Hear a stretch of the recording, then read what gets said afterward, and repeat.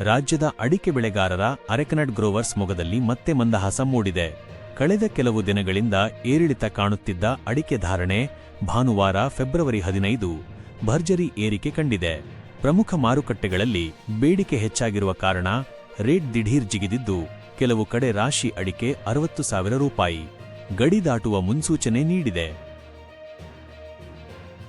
ವಿಶೇಷವಾಗಿ ಶಿವಮೊಗ್ಗ ಮಾರುಕಟ್ಟೆಯಲ್ಲಿ ಸರಕು ಅಡಿಕೆ ಬರೋಬ್ಬರಿ 97,000 ರೂಪಾಯಿ ದಾಟಿದ್ದರೆ, ಶಿರಸಿಯಲ್ಲಿ ರಾಶಿ ಅಡಿಕೆ 58,000 ಗಡಿ ದಾಟಿ ಉತ್ತಮ ಸ್ಥಿತಿಯಲ್ಲಿದೆ. ನೀವು ಅಡಿಕೆ ಮಾರಾಟ ಮಾಡುವ ಯೋಚನೆಯಲ್ಲಿದ್ದರೆ ಒಮ್ಮೆ ರಾಜ್ಯದ ಪ್ರಮುಖ ಮಾರುಕಟ್ಟೆಗಳ ಇಂದಿನ ಫೆಬ್ರವರಿ 15, 2026 ತಾಜಾ ಬೆಲೆಗಳ ಪ್ರೈಸಸ್ ಪರ್ ಕ್ವಿಂಟಲ್ ಪಟ್ಟಿಯನ್ನು ಇಲ್ಲಿ ಪರಿಶೀಲಿಸಿ. ಪ್ರಸ್ತುತ ಅಡಿಕೆ ಮಾರುಕಟ್ಟೆಯಲ್ಲಿ ಉತ್ತಮ ಬೇಡಿಕೆ ಸೃಷ್ಟಿಯಾಗಿದೆ.